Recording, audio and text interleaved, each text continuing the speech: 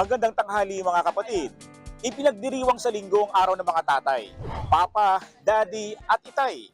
Bilang mga haligi ng tahanan, deserve din nila ng treat sa araw na ito para makapag-relax at enjoy.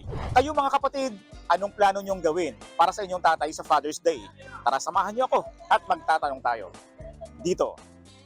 Ang balak ko pong gawin ay i-surprise po siya kasi siya po yung lagi po wala sa bahay para po ma-feel niya rin po na mahal pa rin po namin siya. Siguro mag-suspend na lang po ng time po sa bahay namin. Mag-banding na lang po sa bahay.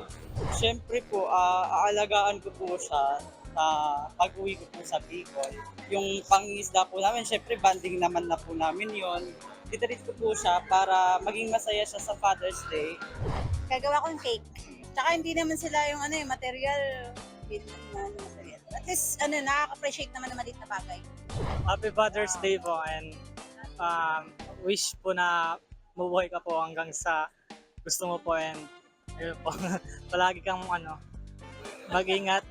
Ako ang inyong hani ng bayan, ang tunay at nag-iisang pantanggal umay sa pananghalian.